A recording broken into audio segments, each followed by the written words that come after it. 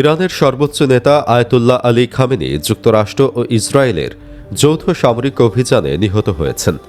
শনিবার ভোরে ইসরায়েল ও যুক্তরাষ্ট্র যৌথভাবে হামলা চালানোর সময় খামেনি তেহরানের একটি অত্যন্ত সুরক্ষিত গোপন স্থানে শীর্ষ উপদেষ্টাদের সঙ্গে জরুরি বৈঠকে বসেছিলেন।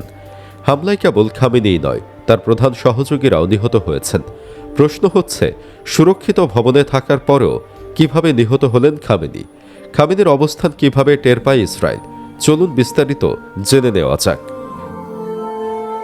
দীর্ঘদিন ধরেই ইরানের আনাচে কানাচে ছড়িয়ে ছিটিয়ে রয়েছে ইসরায়েলের গোয়েন্দা সংস্থা মোসাদের সদস্যরা। এমনকি অনেক নারী গোয়েন্দা আছে যারা ইরানের বড় বড় নেতাদের সাথে সংসার পর্যন্ত করছেন বছরের পর বছর। মূলত গোয়েন্দা তথ্যের কারণেই সবসময় ইরানের শীর্ষ নেতৃত্বরা হুমকির মুখে থাকেন। ইরানের সর্বোচ্চ নেতা আয়াতুল্লাহ আলী খামেনির মৃত্যুর পেছনেও কাজ করেছে গোয়েন্দা তথ্য। ইসরায়েল আগে থেকেই খামেনির অবস্থান সম্পর্কে অবগত ছিল।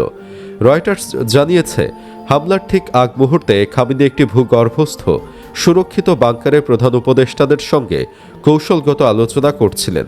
আল জাজিরায় প্রকাশ করা স্যাটেলাইট ছবিতে দেখা গেছে খামেনির প্রাসাদ সম্পূর্ণ ধসে পড়েছে এবং চারপাশ পুড়ে কালো হয়ে গেছে।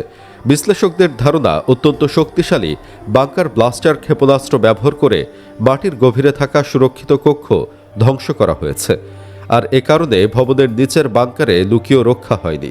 মূলত ইসরায়েল খামেনির অবস্থান সম্পর্কে নিশ্চিত ছিল, আর এ কারণেই অত্যন্ত সুনিশ্চিতভাবে এই হামলা চালানো সম্ভব হয়েছে। ঘটনার পর ইরানে চরম শোক নেমে এসেছে এবং মধ্যপ্রাচ্যে যুদ্ধের উত্তেজনা নতুন মাত্রা পেয়েছে। Islamic revolutionary guard corps IRGC Khamenei শহীদ করার প্রতিশোধ নেওয়ার অঙ্গীকার করেছে। সরকারি বার্তা সংস্থা ফার্স্ট নিউজ জানিয়েছে, আইআরজিসি এক বিবৃতিতে বলেছে, আমরা একজন মহান নেতাকে হারিয়েছি এবং আমরা তার জন্য শোকাহত। মানবতার সবচেয়ে নিষ্ঠুর সন্ত্রাসী ও জল্লাদদের হাতে আমাদের মহান নেতার শাহাদাত প্রমাণ করেছে তার নেতৃত্ব ও দেশপ্রেম তাদের জন্য আতঙ্কজনক ছিল। আইআরজিসি আরও জানায়, যাদের হাতে আমাদের সর্বোচ্চ নেতা নিহত হয়েছেন তাদের এই জাতি ছাড়বে না। ইরান প্রতিশোধ নেবে এবং আমরা দেশি বিদেশি যে কোনো ষড়যন্ত্রকে নির্মূল করতে বদ্ধপরিকর। গতকাল ২৮ ফেব্রুয়ারি শনিবার ইরানে যৌথ সামরিক অভিযান চালায় যুক্তরাষ্ট্র ও ইসরায়েল। হামলার পরই ইসরায়েলের প্রধানমন্ত্রী বেঞ্জামিন নেতানিয়াহু জানিয়ে দেন খামেনি নিহত হয়েছেন। এরপর মার্কিন প্রেসিডেন্ট ডোনাল্ড ট্রাম্পও খামেনির মৃত্যু নিশ্চিত করেন। রোববার বাংলাদেশ সময় সকালে ইরান সরকারিভাবে খামেনির নিহত হওয়ার তথ্য স্বীকার করে। ৮৬ বছর বয়সী আয়াতুল্লাহ আলী খামেনি ছিলেন ইরানের সর্বোচ্চ ধর্মীয় নেতা। শিয়াপন্থী ইসলামী প্রজাতান্ত্রিক সরকারের সামরিক বিভাগ, বিচার বিভাগ, রাষ্ট্রীয় গোয়েন্দা বিভাগ সহ দেশের সব গুরুত্বপূর্ণ ক্ষেত্রে তার প্রভাব ছিল ব্যাপক। মূলত তার নির্দেশনাতেই ইরানের প্রশাসন পরিচালিত হতো। ইরানের ইতিহাসে খামেনির গুরুত্বপূর্ণ ভূমিকা অতি গভীর। ১৯৭৯ সালে তৎকালীন শাহ মোহাম্মদ রেজা শাহ পাহলভিকে উৎখাত করে ইরানে জাতীয় ক্ষমতা দখল করে শিয়াপন্থী বিভিন্ন রাজনৈতিক ও সশস্ত্র গোষ্ঠী। সেই বিপ্লবে নেতৃত্ব দিয়েছিলেন আয়াতুল্লাহ রুহুল্লাহ খোমেনি। বিপ্লবের পর তিনি হন ইরানের প্রথম সর্বোচ্চ ধর্মীয় নেতা।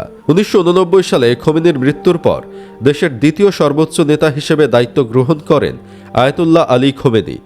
এই ঘটনার পর ইরান নতুনভাবে শক্তিশালী প্রতিশোধের প্রস্তুতি নিচ্ছে। আন্তর্জাতিক পর্যবেক্ষকরা সতর্ক করে বলছেন, মধ্যপ্রাচ্যে উত্তেজনা আরও তীব্র হতে পারে এবং বিশ্বজুড়ে নিরাপত্তা ও রাজনৈতিক স্থিতিশীলতার ওপর প্রভাব পড়ার সম্ভাবনা রয়েছে। আসুন আমরা প্রার্থনা করি, আল্লাহ যেন এই মহান নেতাকে জান্নাত দান করেন। আমিন। ভিডিও ভালো লাগলে লাইক দিন এবং চ্যানেলটি সাবস্ক্রাইব করুন।